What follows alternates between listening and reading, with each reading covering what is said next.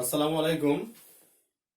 Class 7 এর ইতিহাসের online ক্লাসে আজ তোমাদের জীবনযাত্রা ও সংস্কৃতি এই অধ্যায়ের ভাষা এবং সাহিত্য থেকে শুরু করব। ভাষা ও সাহিত্য থেকে আজকে শুরু হবে। গত ক্লাসে আমরা লাস্ট পড়েছিলাম নৃত্যশিল্প, মণিপুরী নৃত্য পর্যন্ত আমাদের লাস্ট পড়ানো হয়েছিল। ধ্রুপদী যে নৃত্যগুলো আছে সেই নৃত্যের মণিপুরী নৃত্য পর্যন্ত আমাদের হয়েছিল রিভিশন।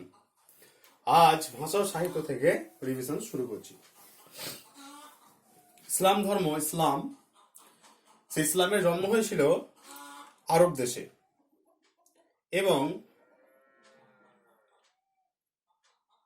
ইসলাম ধর্মের যে ভাষা সেই ভাষা হলো আরবি ভাষা।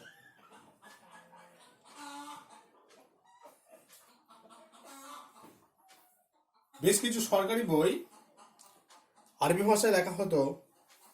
তার মধ্যে একটি অন্যতম গ্রন্থ হলো ফতোয়া ই আলমগীরি গ্রন্থ।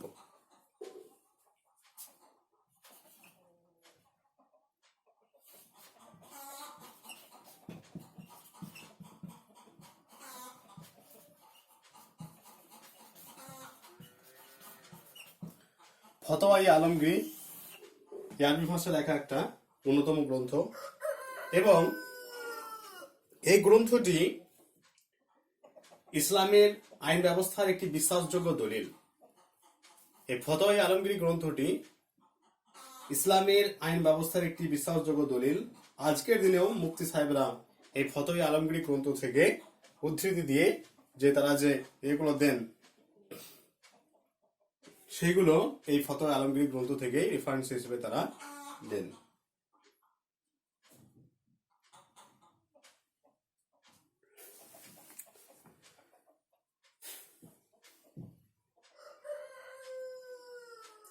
আমির খসরু সে সময় ফার্সি সাহিত্য এবং দার্শনিকদের মধ্যে আমির খসরু ছিল সবচেয়ে বিখ্যাত। এই আমির খসরু 1252 খ্রিস্টাব্দে উত্তরপ্রদেশের 1252 খ্রিস্টাব্দে উত্তরপ্রদেশের বদায়ুনের কাছে পাটিয়ালিতে জন্মগ্রহণ করেন।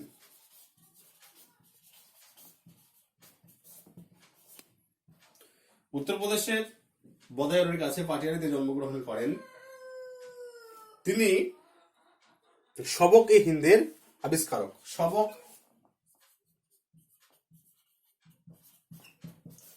হিন্দ এর আবিষ্কারক এবং এই আমির খসরুকে ভারতের তুতাবাকি বলা হয়।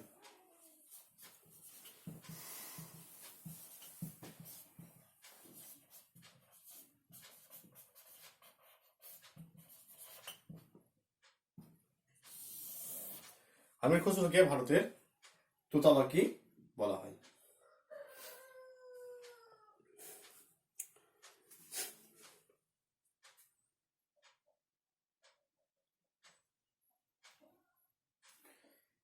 এই সময় ইতিহাস লেখার ক্ষেত্রে ফার্সি হয়ে উঠেছিল অতি পছন্দের একটি ভাষা। এই ভাষার বিখ্যাত একজন ঐতিহাসিক হলেন মিনহাজ-ই সিরাজ। মিনহাজ-ই সিরাজের গ্রন্থের নাম তবাকাত-ই নাসিরী।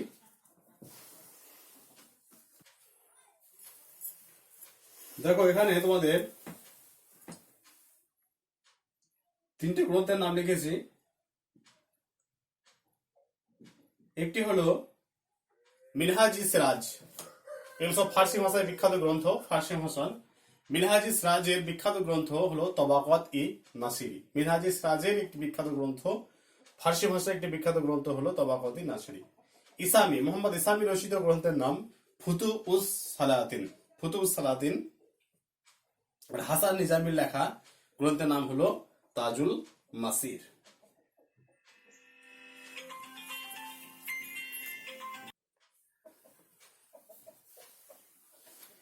এই সময় বহু রচনা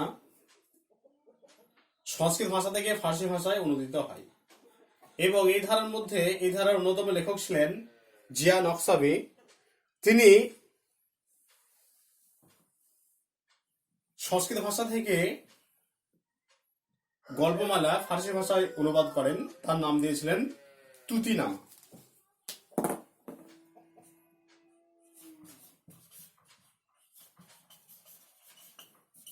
তুতিনামা। কাশ্মীরের সুলতান জৈনুল আবেদিনের উৎসাহে কলমের রাজতরঙ্গিনী এবং মহাভারত ফার্সি ভাষায় অনুদিত হয়। এই জৈনুল আবেদিনকে কাশ্মীরের আকবর বলা হয়।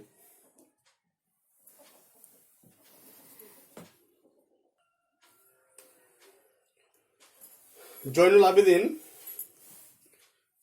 আবেদিনকে কাশ্মীরের আকবর বলা হয়। এই জৈনুল আবেদিনের উৎসাহে কলমের রাজতরঙ্গিনী এবং মহাভারত ফার্সি ভাষায় অনুদিত হয়।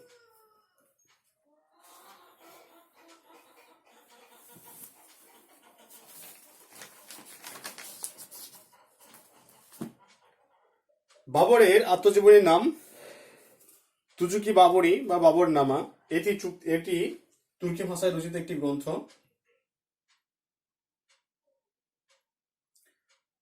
বাবরনামা এগুলো আগে পড়ানো হয়েছে, মুঘল যুগ যখন পড়িয়েছি।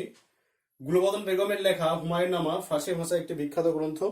হুমায়ুন নামা। ফার্সি ভাষায় কয়েকজন বিখ্যাত কবির নাম ফৈজি, উর্ফি,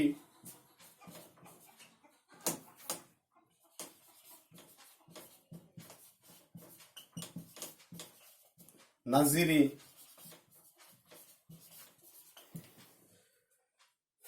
বেদিল প্রমুখ।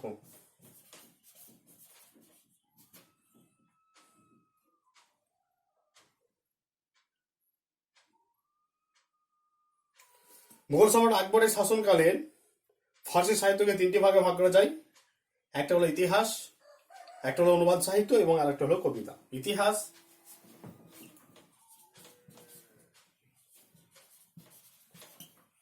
দুই হচ্ছে অনুবাদ সাহিত্য,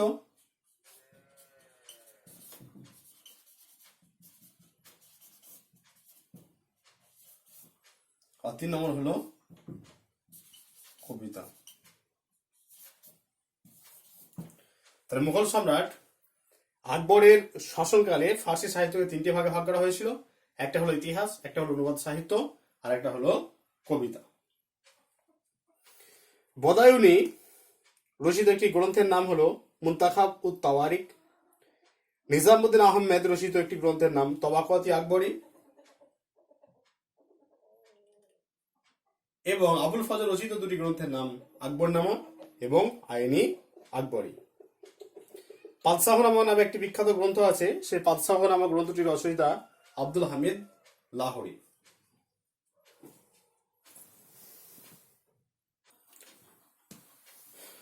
বদায়ুনি রচিত গ্রন্থের নাম মুনতাখাব উত তাওয়ারিক।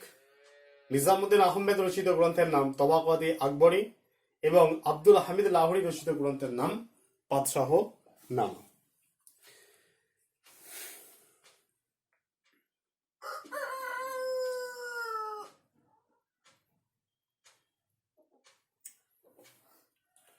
এই সময় মুঘল যুগের কয়েকজন বিদুষী মহিলা যারা আরবি এবং ফার্সি ভাষা কবিতা লিখতে খুব ভালোবাসতেন, তাদের মধ্যে অন্যতম ছিলেন ঔরঙ্গজেবের কন্যা জৈবুন্নেসা। ফার্সি ভাষায় কয়েকজন হিন্দু লেখকের নাম ঈশ্বর দাস নাগর, চন্দ্রভান ব্রাহ্মণ বা ভীমসেন বুরহানপুরি। এরপর তোমাদের আলোচনা করব বাংলা সাহিত্য নিয়ে।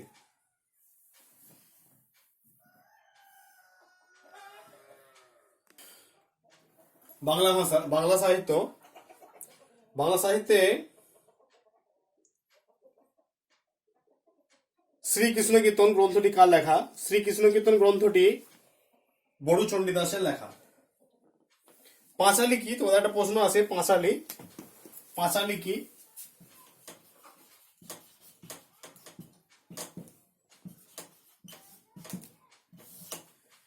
পাঁচালী অষ্টাদশ শতকের প্রথম দিকে বাংলা সাহিত্যে দেবদেবীদের মহিমা প্রচার করা হতো।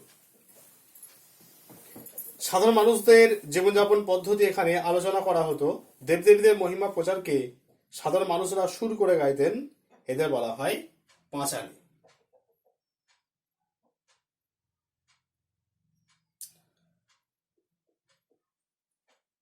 মহাকাব্য, আমরা জানি যে মহাকাব্য দুটি, ভারতবর্ষের মহাকাব্য, একটা হচ্ছে রামায়ণ, একটা মহাভারত।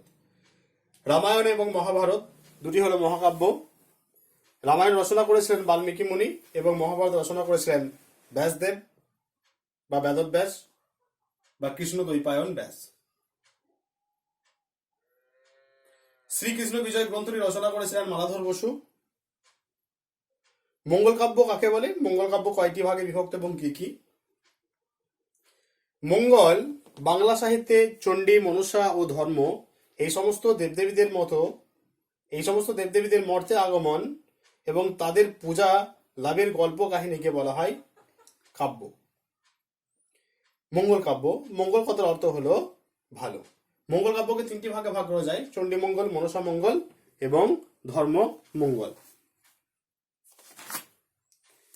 শিবায়ন কাকে বলে?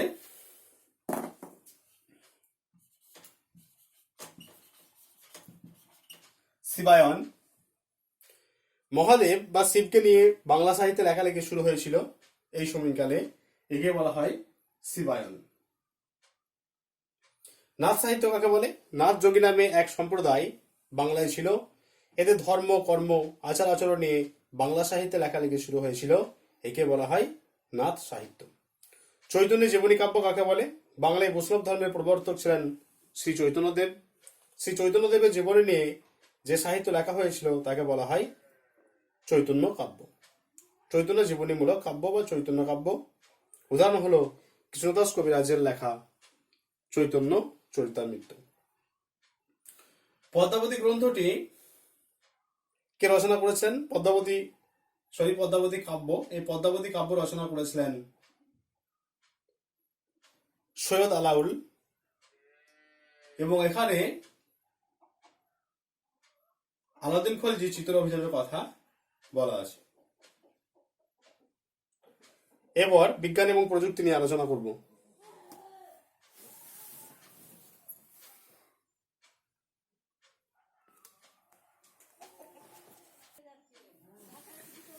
এরপর বিজ্ঞান এবং প্রযুক্তি।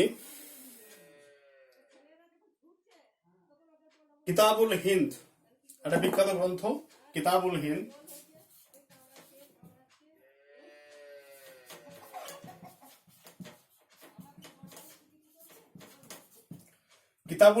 এই গ্রন্থ রচনা করেছিলেন অল বেরুনি, আরবের বিখ্যাত পণ্ডিত অল বেরুনি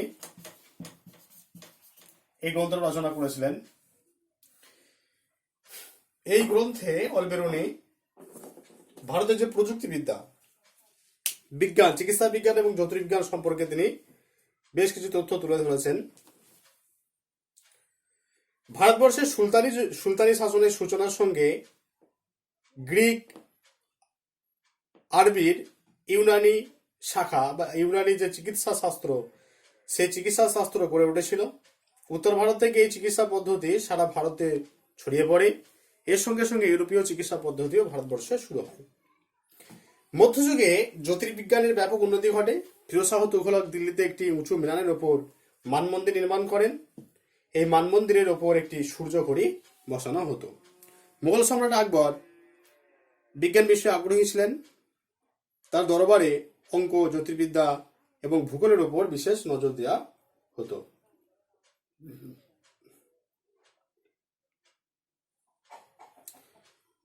জ্যোতির্বিজ্ঞানের ক্ষেত্রে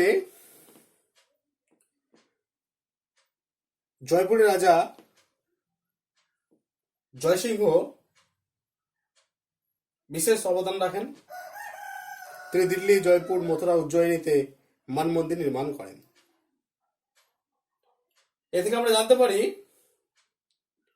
যে মধ্যযুগে ভারতবর্ষে চিকিৎসা বিজ্ঞান এবং জ্যোতির্বিজ্ঞানের ক্ষেত্রে যথেষ্ট গুরুত্বপূর্ণ একটা অবদান ছিল।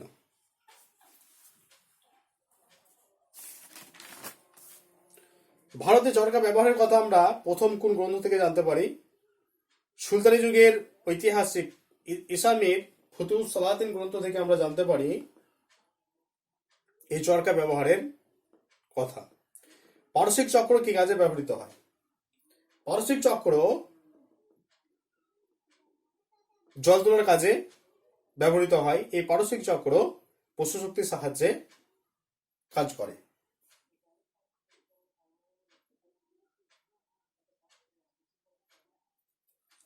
এবং অনুশীলনী আছে, সেই অনুশীলনের প্রশ্নগুলো একটু আলোচনা করে দিই।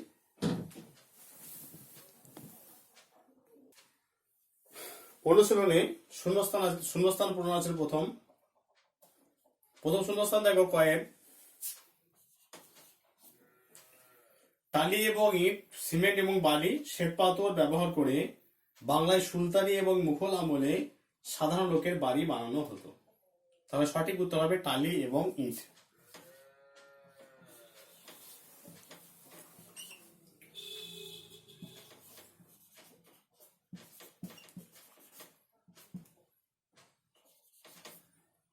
দুই, কবিরের দুই পংক্তির কবিতাগুলিকে বলা হয় ভজন, কথকথা, দোহা। তাহলে কবিরের দুই পংক্তির কবিতাগুলিকে বলা হয় দোহা।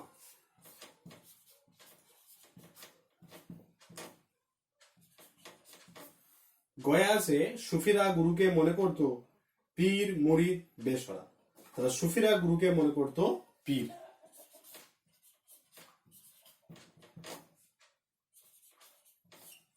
ঘয়ে কলকাতা, নবদ্বীপ, মুর্শিদাবাদ ছিল চৈতন্য আন্দোলনের প্রাণকেন্দ্র। এটা হবে নবদ্বীপ।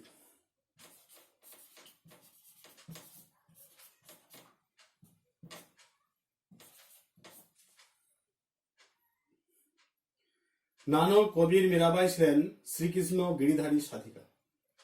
এটা হবে মীরাবাই।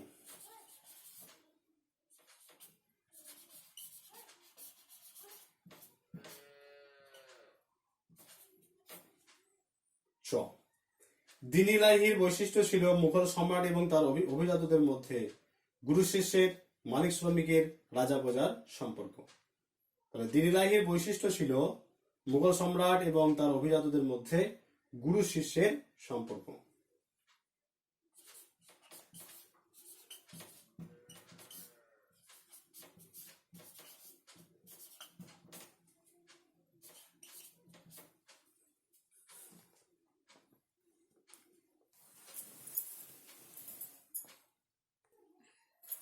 ছয় আছে, শ্বেতপাথরে রত্ন বসিয়ে কারুকার্য করাকে বলে চাহারবাগ, পিয়েত্রাদুরা, টেরাকোটা। তাহলে শ্বেতপাথরে রত্ন বসিয়ে কারুকার্য করাকে বলে পিয়েত্রাদুরা।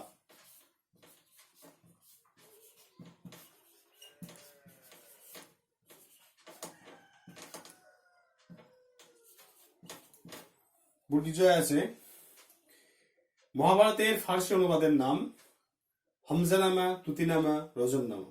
তাহলে মহাভারতের ফার্সি অনুবাদের নাম হলো রজমনামা।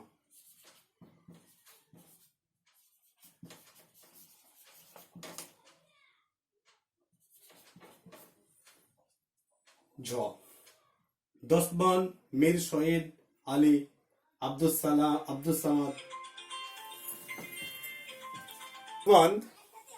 দস্তবন্দ, মীর সাইদ আলী, আব্দুস সামাদ পরিচিত ছিলেন সিলিম কলম নামে।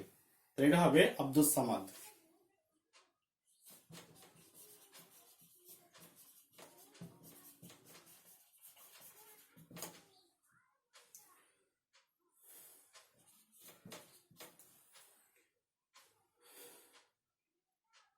জৌনপুরী রাগ তৈরি করেন বৌজ বাওরা, হোসেন শাহ সরকি, ইব্রাহিম শাহ সরকি।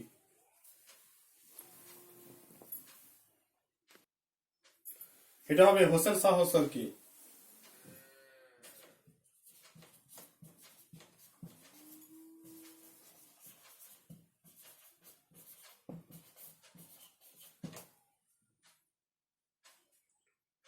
শ্রীকৃষ্ণ বিজয় কাব্যের লেখকের নাম কাশিরাম দাস, কৃত্তিবাস ওঝা, মালাধর বসু। শ্রীকৃষ্ণ বিজয় কাব্যের লেখকের নাম মালাধর বসু।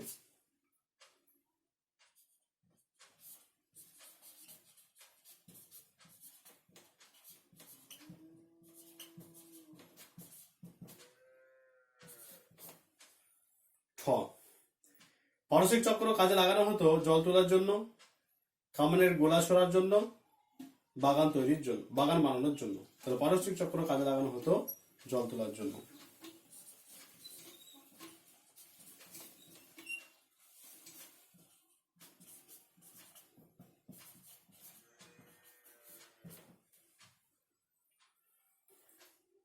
এগুলো তোমাদের শূন্যস্থান পূরণ। দুই দাগে বিবৃতি আছে, সেই বিবৃতিগুলো একটু আলোচনা করে দিই।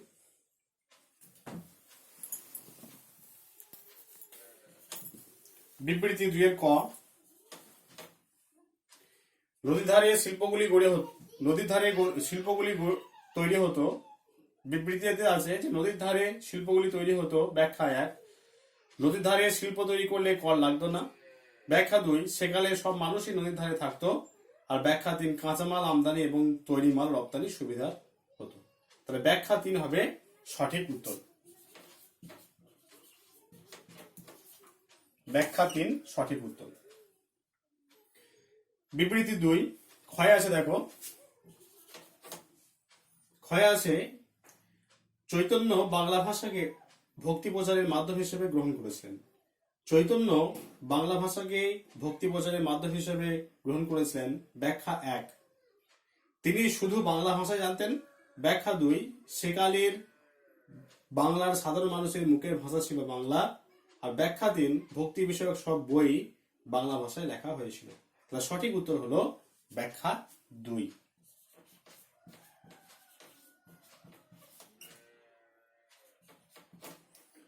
গ, চিশতি সুফিরা রাজনীতিতে যোগ দিতেন না। চিশতি সুফিরা রাজনীতিতে যোগ দিতেন না। ব্যাখ্যা 1, তারা বিশ্বাস করতেন যে রাজনীতিতে জড়িয়ে পড়লে ঈশ্বর সাধনা সম্ভব নয়। 2, তারা রাজনীতি বুঝতেন না। 3, তারা মনসবদারী, তারা মানবদরদী ছিলেন।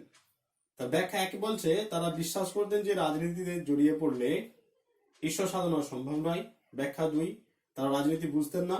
ব্যাখ্যা 3, তারা মানবদরদী ছিলেন। তাহলে সঠিক উত্তর হচ্ছে ব্যাখ্যা 1।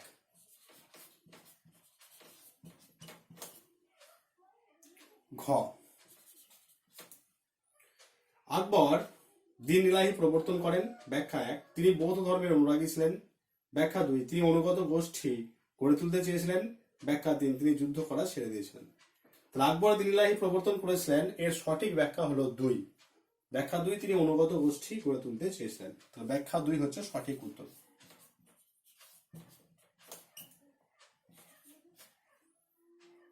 উহাতে আছে, মুঘল সম্রাটরা দুর্গ বানাতে আগ্রহী ছিলেন। ব্যাখ্যা 1, দুর্গ বানানোর খরচ ছিল কম। ব্যাখ্যা 2, দুর্গ বানানো ছিল প্রাসাদ বানানোর চেয়ে সহজ। আর ব্যাখ্যা 3, দুর্গ বানানোয় সাম্রাজ্য সুরক্ষিত হতো। তাহলে মুঘল সম্রাটরা দুর্গ বানাতে আগ্রহী ছিলেন, এর সঠিক ব্যাখ্যা হলো 3, দুর্গ বানানোয় সাম্রাজ্য সুরক্ষিত হতো। তাহলে ব্যাখ্যা 3 হচ্ছে সঠিক উত্তর।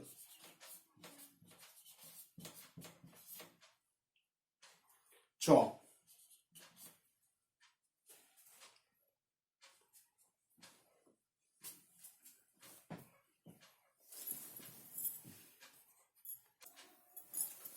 ছয়টা আছে, জাহাঙ্গীরের আমলে ইউরোপীয় ছবির প্রভাব মুঘল চিত্রশিল্পে পড়েছিল।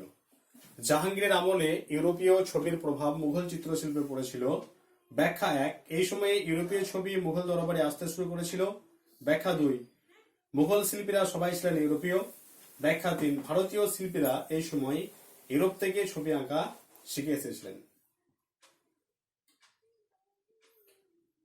ব্যাখ্যা 1 আছে, এই সময়ে ইউরোপীয় ছবি মুঘল দরবারে আসতে শুরু করেছিল।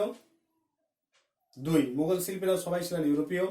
ব্যাখ্যা 3, ভারতীয় শিল্পীরা এই সময় ইউরোপ থেকে ছবি আঁকা শিখে এসেছিলেন। সঠিক উত্তর হচ্ছে ব্যাখ্যা 1, এই সময় ইউরোপীয় ছবি মুঘল দরবারে আসতে শুরু করেছিল।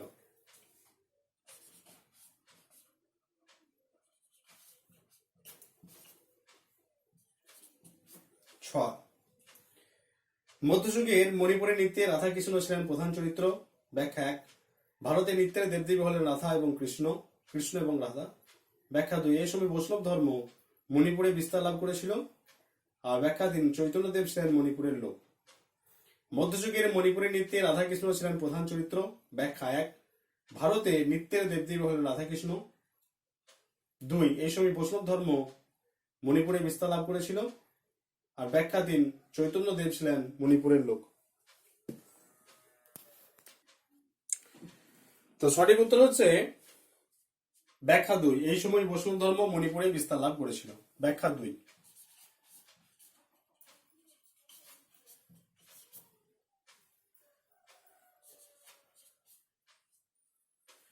বুর্গিজয় আছে, ভারতে প্রাচীনকালে তালপাতের উপর লেখা হতো। ব্যাখ্যা 1, সে আমলে কাগজের ব্যবহার জানা ছিল না। ব্যাখ্যা 2, সে আমলে ভারতে কাগজের দাম খুব বেশি ছিল। ব্যাখ্যা 3, সে আমলে ভারতীয়রা কাগজের উপরে লেখার কালি আবিষ্কার করতে পারেনি। তো সঠিক উত্তর হচ্ছে সে আমলে কাগজের ব্যবহার জানা ছিল না। ব্যাখ্যা 1।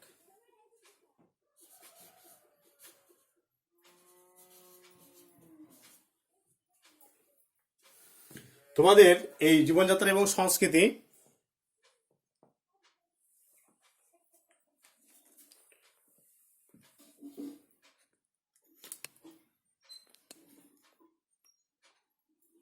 এই জীবনযাত্রা এবং সংস্কৃতি এই অধ্যায়টা দুটো ক্লাসে শেষ হলো, রিভিশন ক্লাস।